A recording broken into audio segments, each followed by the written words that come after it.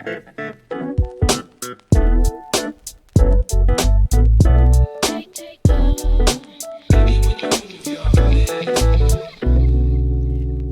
to the realest podcast you'll ever listen to. I'm LT. I'm Kiki. And we're here to talk blunt. Black ladies, unequivocally North Tulsa. Let's talk blunt talk. So LT, you ready to talk blunt? I'm ready. So what do you want to talk about today? I want to talk about parenting. And let's look at it from a past, present, and future perspective. Okay. When I think about parenting and I look back at my parents and how they raised me, and then I think about how I raised my daughter, and then even future. First of all, so many things have changed in society that makes a difference in how we parent. You know, my parents were, first of all, pretty much always authority. Our teachers were right, which I totally don't necessarily agree with. I can still, to this day, remember getting in trouble at school for something I did not do. The teacher calling my mother, she met me at the top of that hill. She didn't want to hear anything. She said, "I'll meet you when you get home."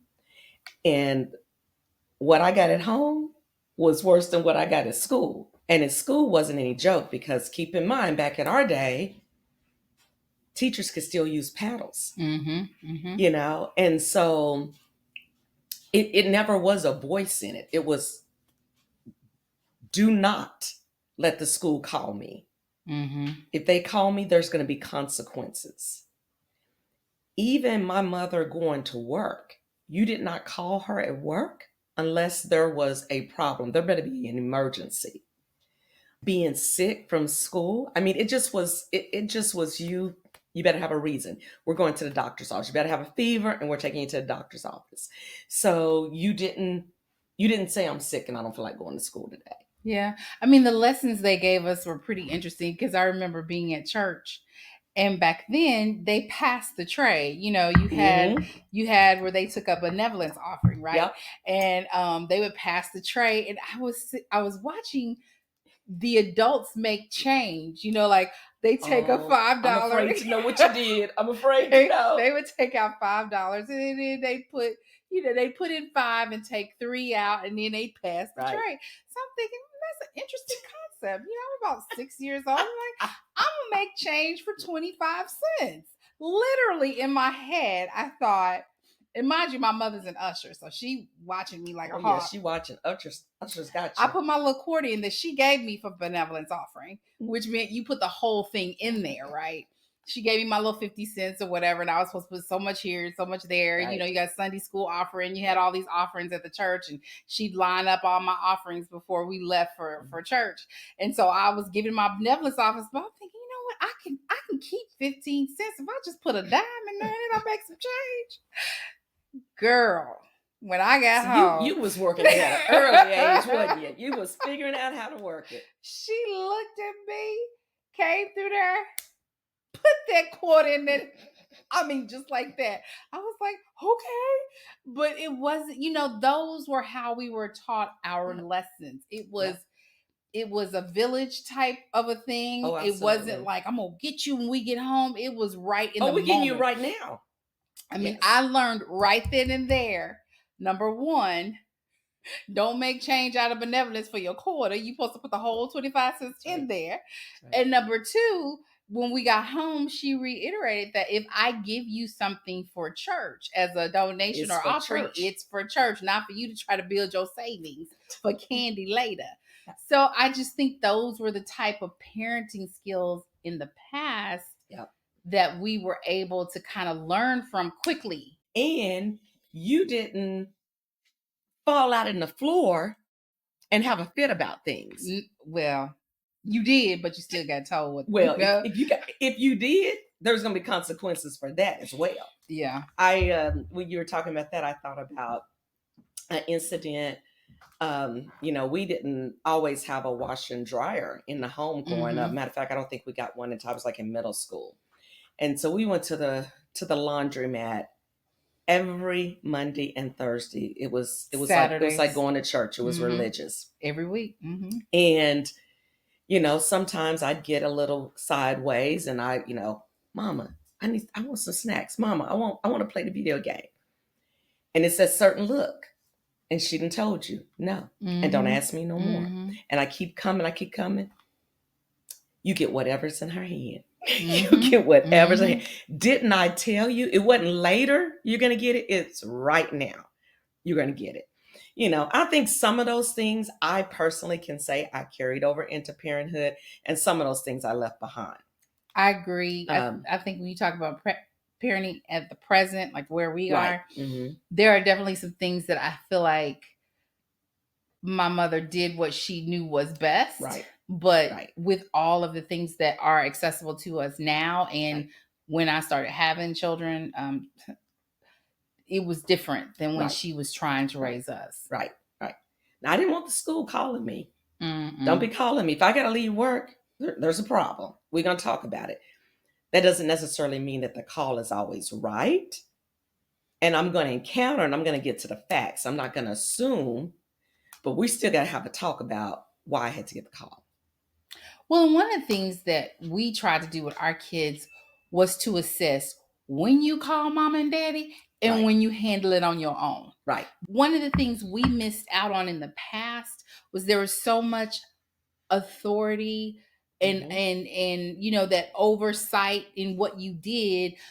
It influenced how you made decisions almost as an adult. You wanted approval in certain stages where you needed to be able to make a decision. And so when my husband and I started rearing our children, one of the things we agreed upon was they need to be able to make decisions at a very early age, as young as 2 and 3. When they would ask for something, we would go, okay, if you have this ice cream now, you won't be able to have ice cream after dinner. So you need to choose. Do you want to have your ice cream at 11 after lunch, or do you want to have your ice cream, at 7:30 once you eat? And those were those. And then we stuck to, if they chose, okay, I want the ice cream now, and then they started asking for later, we stuck to, okay, but you already had it and you made that decision. Correct. So that was when we were looking at our kids in school, we really thought about empowering them, giving them the opportunity to know when to call mom and daddy into a situation. And we felt that was important for them to be able to have some type of say in how, when we intervened. Because what we learned is, our parents were doing the best they could with what they had. I'll share a story. My mom died when I was young, and my aunt, I was, my oldest daughter, she was about 4 or 5, and it was the winter, and I wanted to build that extra layer of protection. So I always thought they gave us castor oil to help fight off, different. And so I'm ready to give her this big old, serving of castor oil. And before I did it, something said, talk to your auntie. Thank you, Jesus. So I talked to my aunt, and it just so happened I was going to see her that week. And I said, I was thinking about giving Liz some castor oil. She said, what? You can get that baby? What? No, I don't do that. I was like, but you all did. She said, Kim, we did what we thought we knew to do at that time, but it doesn't mean it was the right thing. We did the best we had. I'm gonna say thank you for Miss Liz right now. Thank you. Yeah, she would say thank you too. Yeah. Oh, yeah. That was But how many myths? I mean, what was the drink they used to give you for a cold? And God knows what knock anything out was corn. Creole motion. Yes. It was horrible. Yes. I mean, there were a lot of things they did. To her point, you did what you had to do at that moment, but we learned from it was an elixir from that. Whatever an elixir exactly. was. But hey, it did knock that. It did not. Well, it knocked anything out. What else did it knock out? Exactly. But I think what you described is that we're raising our kids to be able to be more independent and to make decisions, not necessarily that every decision we need to make for them. And so you're raising them over the years to be able to be functional in society. And at the age that they are, you give a little bit of leeway. You continue to do that as they show the ability to be able to handle the decisions. And that gets into, I think, another point too, which is that every child is different. This one may be able to handle this at this age. This one may not be able to handle it at that age. So I think that's another piece that comes into it too. So we think about how we raised our kids, and we think about where we're going right now, and how, I mean, right now, today, I mean, there's a lot of times I turn on the news and I'm looking at things and I'm thinking, thank you, my child is grown. But you're gonna have grandkids one day. I know. So it's like, but it's that's her perpetual. problem, not mine. That's her problem, not mine. But my point is, it's like, it has to be so impossible for these parents, not impossible, but it's very challenging for parents today with everything that is going on in society. And you sound like your mama right now, right? Okay. Y'all gonna have such a hard time raising them children. I mean, that's just basically what they told us, right? How you gonna raise your children with all this technology? So I mean, it's just, we have to let me have a Dorothy moment if I want to. Let you be dramatic. Okay, Yeah, I'll let you be dramatic. Go right ahead. I'm just saying. But I'm just saying, we can't take that doomsday approach that they took with us, right?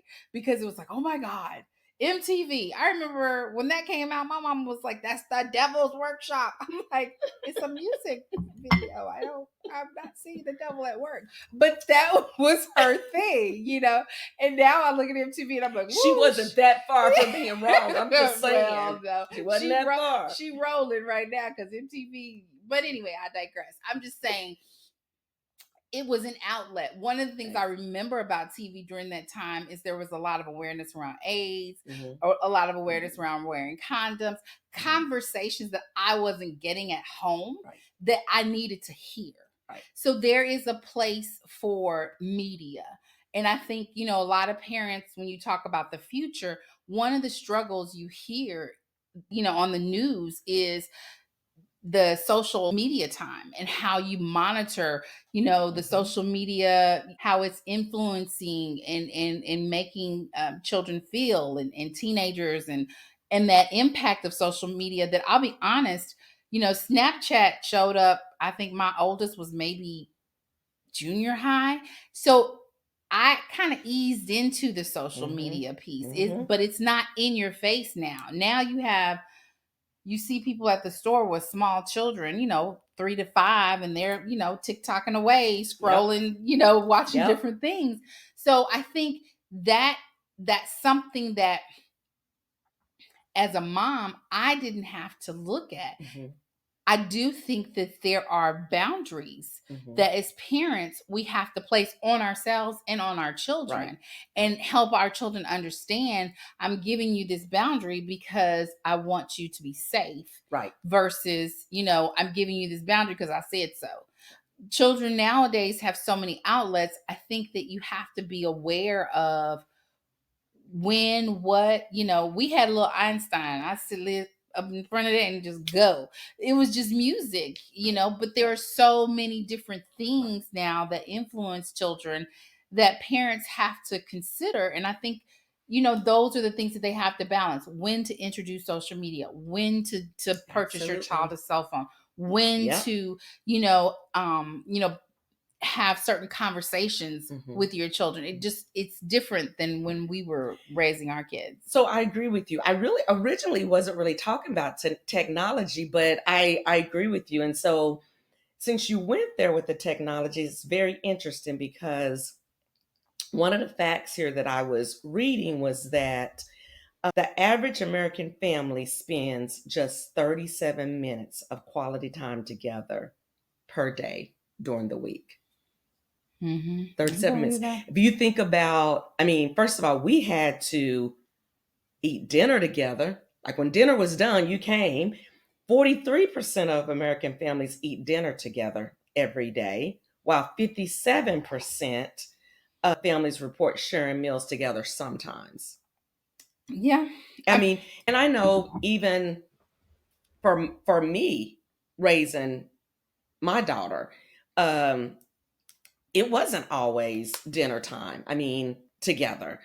To your point, and then one other thing that I had read, you talked about the screen time, and there was something that I had read too about. So almost 40% of parents indicate that the screen time is more of a priority than family time in their households.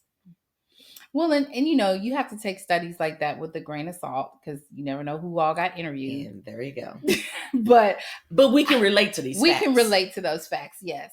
I But didn't say it was a research that I didn't tell you what the end was. I just I said, just have to put that out there. okay, But I think, you know, that's where boundaries come in. right. You know, as a parent, one of the things that I did when we would go out, especially because eating out for us was a big thing when I was a kid and for my kids because my husband worked nights, I worked days. And so when we had that family time and we were all together, we really tried our best to keep our electronics, you know. So one of the things that I still do is when we're eating, if we're all there, it's no electronics at the table. You know, you put in your purse or your pocket, whatever, turn your cell phones off or put them on vibrate, which theirs is already on vibrate anyway.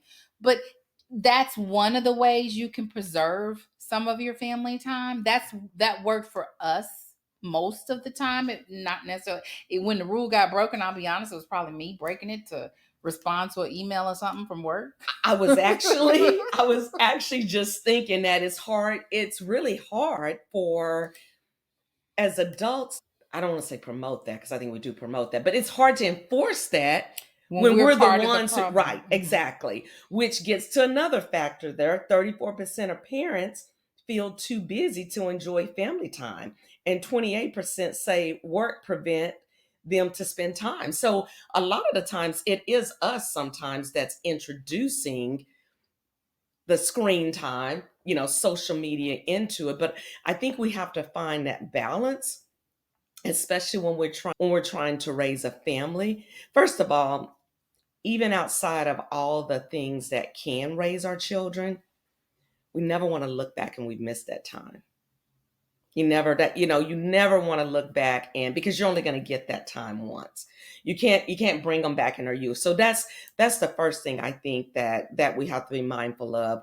Then the second thing is we want to make sure that we are raising them, and the influences of social media is not raising them. The influence of all the things that can influence our kids in this day and time is not raising our children, because it is a lot to contend with that we did not have today, just from even how you dress, how you talk, how you act, all the different world trends, I'll say, that goes into it. It's just a lot that impacts parenting as well, not even just the influence on the children, but even on the parents and their style of parenting.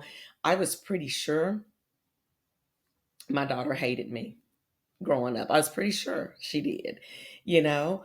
Um, but I can tell you she don't today. And I can tell you that it didn't take more than a couple of years in for her to get into college and understand that there was reasons why me and her dad did and said the things that we did.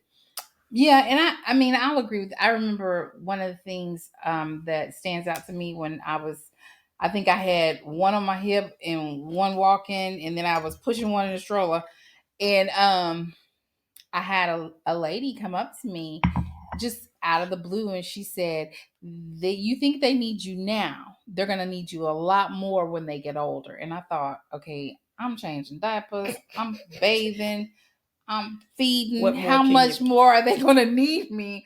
But that was in that mommy moment at that time. I reflect now as my children are older, and I reflect back on that wisdom that she gave me in that snapshot of a moment. Yep.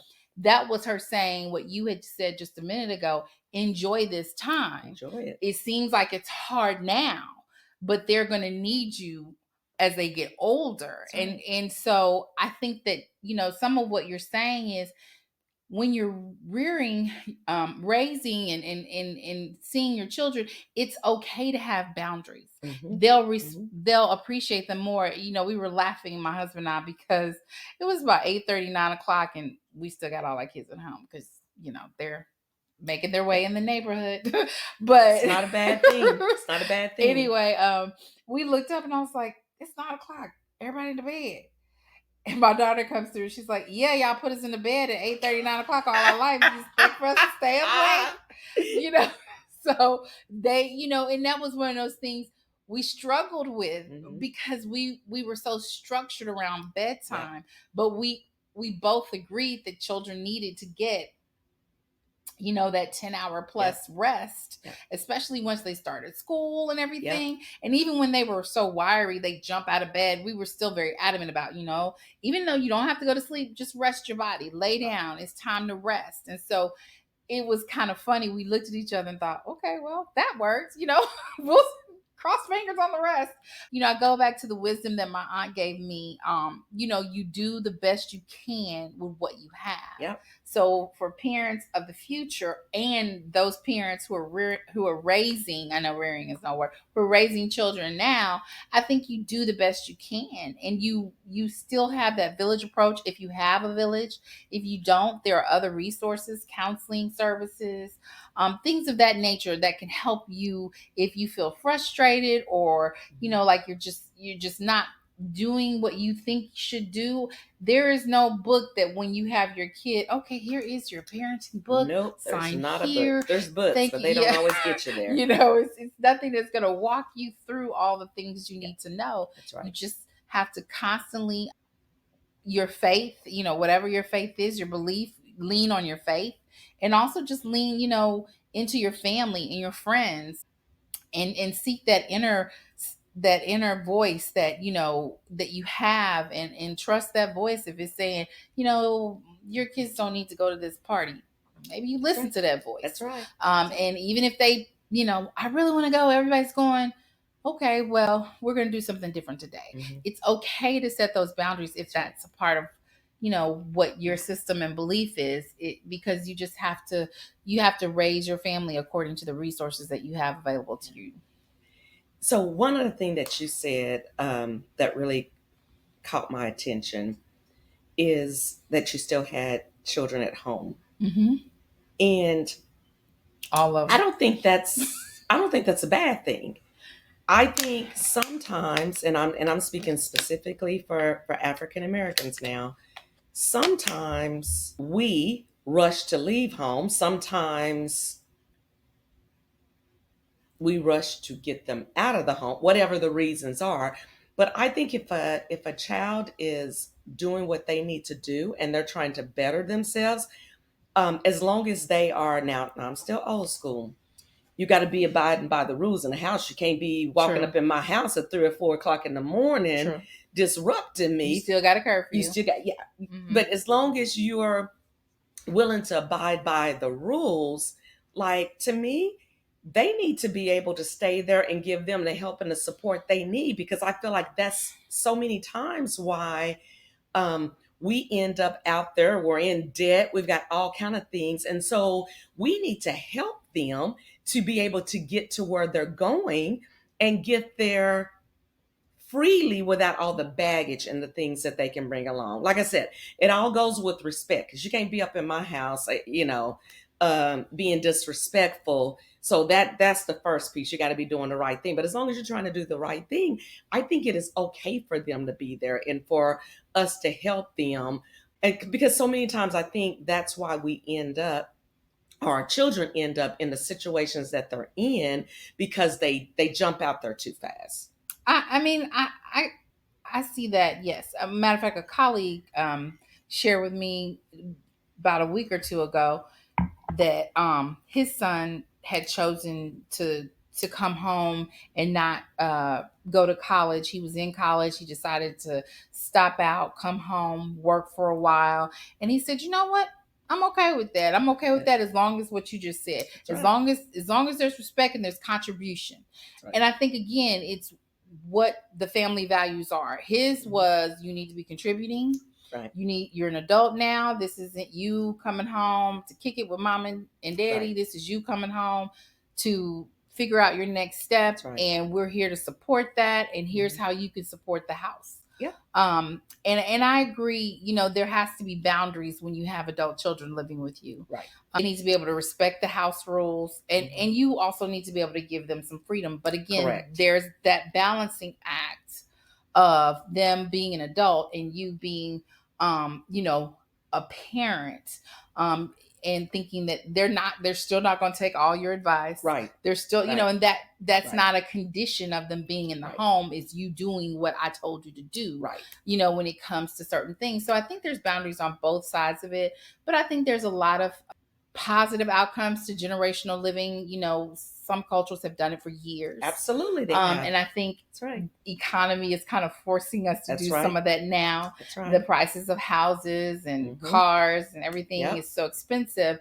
You don't want your children to be in debt, but I do think there's healthy boundaries. There's a time and a place when there's an independence, and I think every family is different. There's certain things that parents need support with once their children get older, and it works both ways. So I just think it's a balancing act. So lastly, I'm going to touch on, because I know you've got 2 boys. Now, I haven't had to encounter that because all I've got is the daughter, but you've got 2 boys. What challenges do you feel like you face in America with all that has gone on that we've seen with, our African American males, specifically, losing their lives needlessly, really, to say. Yeah. And sometimes it's kind of, it's a gamut of emotions. I mean, it's, first of all, it's injustice in many cases, but there's also things that I feel like we have to teach them. And I know you say I'm conservative, but there are things that we have to teach them so that they don't find themselves in certain situations. But what do you find is challenging, and what have you and your husband? Yeah, that's a loaded question. I think me and my husband take it from different perspectives. Obviously, me Surely being a not. Black female, yeah. But I remember when the Trayvon story hit, and here you Yes. had this 15-year-old child walking in his parents' neighborhood and wearing a hoodie, basically, ended his life. And it just that at that moment, that was, I hate to say the first time because I don't think it was, but that was a pivotal moment for me as the mother of a young Black male. My son was a little bit younger than Trayvon at that time, and I was like, wow, that it hit close to home. And he loved, still does, both my boys love to wear hoodies.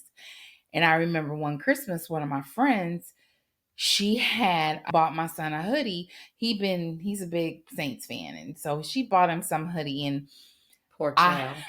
I know, right? Yeah. I tried to make him a Cowboys. That's another story. So anyway, I immediately went on the defensive, and I said, "You can't do this. You can't buy him a hoodie." And she was like, "What do you mean?" I said, "You can't. Don't you know about?" And I literally was like limiting my child's wardrobe based on what might happen. And she was like, "You can't do that." And she was right. And that was a moment that I had to talk through, and we talked it through with her, and I talked it through with my husband. And ultimately, me and my husband have made the stance of just preparing our boys as much as we can. Tell them to be smart, respect authority. That's regardless. Don't allow yourself to be put into a position where you feel like, but if you find yourself in an unjust position, then remain calm, call us as soon as possible. And it really is. I mean, I remember during the George Floyd time, my husband was riding with his wallet on top of the dashboard. The boys had a strict curfew, and my husband even went as far as, because there was so much going on around police and kind of that whole community trust. And he actually took the boys to a police station in Fort Worth. And he basically, his thing was he wanted them to, one, understand what it would be like for a police officer to approach him when they Mm-hmm. weren't in trouble Yeah. or weren't being stopped, Mm-hmm.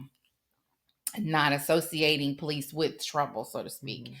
And I don't know, he just wanted them to see police for humans, and not everything that was going on TV at the time. Right. So it was meant really to help them be safe, Right. because that police officer doesn't know them, but in their mind they were being taught how to remain safe, Mm-hmm. to be safe and have a safe place when you're in this space. And so, raising black men is just, it's one of those things. You can't keep your kids in a bubble. Right. It's like raising a Right. child in general. You have to allow them. It's kind of like having I like growing plants, and you get so far with the plant and you just gonna have to wait and see what it does, because it Right. may go off to the left, it may go off to the right.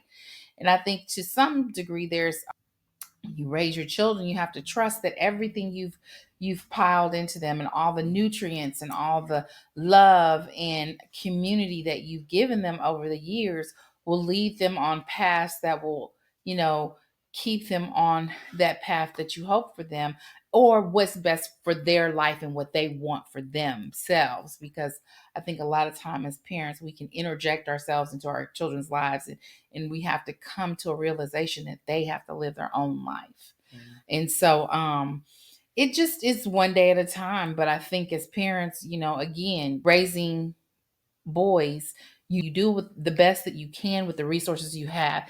And at that moment in time during the George Floyd scenario, we wanted our boys to understand how important it was for them to remain safe. And so one of the ways to do that was to allow them to be around police and understand their purpose in the community, and understand how to conduct themselves. We Mm-hmm. have several relatives in my family that are police officers, and so they've also been influential in telling them and helping them maneuver that space. Well, I think you definitely helped walk us through the past, the present, and the future, taking us back on down some painful memories. Because I remember the Trayvon Martin. I mean, that was one that I think just really had impact and really changed really how America really looked at the injustices altogether. So definitely looking at it, coming all the way forward to George Floyd, and once again, one that just really rocked the nation. First of all, I like that you said that getting them to understand and have that relationship and understanding of a police officer when they're not in trouble, Mm-hmm. I think is a great strategy to think about. I also think though, just youth in general, but especially with our males, helping them to understand, and you touched on this, authority. And even when you feel that you're being wrong in that moment, you may need to hold your peace, and then you go about it in a different manner to fight it, because at that time it's probably not going to be in the best benefit. And so being very careful not to put yourself in a situation that allows you to well, and I say that, and as soon as I say that, there's scenarios I start to think about where it wasn't a situation, because I go back to Trayvon Martin that's just walking home. Well, there's stories where literally black men have been disclosing, hey, there's a gun in the car. And Hmm. so that's the thing, is you don't know. During that time there were several incidents, and I don't want to start naming because I may forget, Absolutely. but there were several instances of young black men in various situations where they were just gunned down, even females, in their homes. And so I just think it's one of those things. You just want to educate your child. Educate, that's it. It's because I don't want to associate being in trouble with being a black man, because that's not Absolutely. it at all. Absolutely. But it's just educating them and giving them those pieces of information that you can, to say, hey, get home to mama safe. Whatever the situation is, just try to get home to me safely, and we will deal with it, you know um as expeditiously as possible. And sometimes that may mean holding your peace, but it also doesn't mean that you lose your dignity in that Absolutely. moment. Absolutely. You stay true to who you are, and that's a balancing act, and I think that's, as a woman, I've seen my son, because he's 6'3", he's tall, and when he was 14 years old, someone getting into the elevator and moving over in this, like, oh my gosh, she's so big. And then asking, are you a football player? He's like, yes, ma'am. And seeing him kind of try and make himself smaller because he is such a large guy. And in that, as a woman, I don't have to do that.